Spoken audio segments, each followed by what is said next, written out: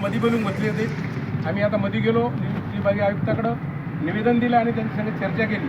विभागीय आयुक्ताबरोबर त्यांना आम्ही सविस्तर कर्जमाफी कशी करायला पाहिजे, कोणाला करायला पाहिजे याच्या बाबतीत सविस्तर माहिती दिली. त्यांनीही ती गोष्ट आम्ही त्यांना जी सांगितली ती पटली. कारण महाराष्ट्रामध्ये पाणी पाऊस कमी किंवा जादा होतो हे सरकाराला सुद्धा माहिती आहे, अधिकाऱ्याला सुद्धा माहिती आहे. आणि शेतकऱ्याची त्याच्यामुळं हेळसांड होते. कारण त्यांना जे उत्पन्न व्हायला पाहिजे ते उत्पन्न होत नाही. म्हणून शेतकऱ्याला तात्काळ कर्जमाफी व्हायला पाहिजे. कारण हे त्यांना बी वाटतं, परंतु शासनाच्या काही अडीअडचणी राहते असं त्यांचं म्हणणं आहे. तरी बी तुम्ही एक वेळेस मुख्यमंत्र्याला भेटा.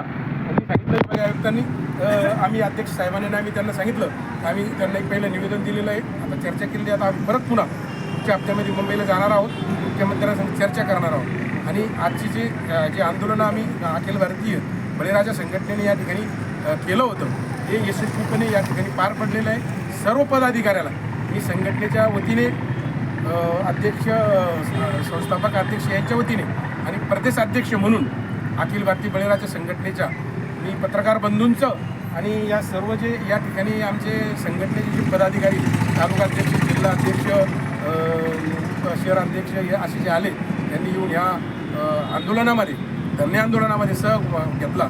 त्याबद्दल मी त्यांचं पुन्हा सर्वांचं हार्दिक असं अभिनंदन करतो. आणि पत्रकार बंधूंना परत विनंती करतो, कारण आमची संघटना जरी नवी असली तरी सध्या लोकसंख्या कमी येत असली तरी कमी म्हणता येणार नाही. अखिल भारतीय बळीराजा संघटनेचा भरपूर अखिल भारतीय बळीराजा संघटनेचा भारत माता की भारत माता की शेतकरी एकजुटीचा.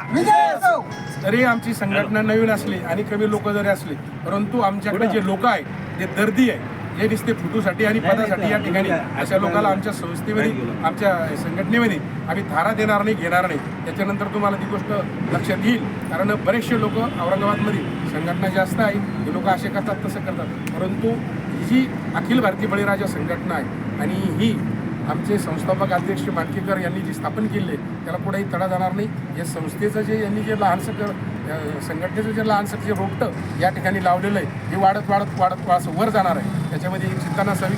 पुन्हा पत्रकार बंधू आले, आम्हाला सहकार्य केलं, आम्हाला प्रसिद्धी दिली, यानंतरही प्रसिद्धी द्यावं अशी विनंती करतो आणि या ठिकाणी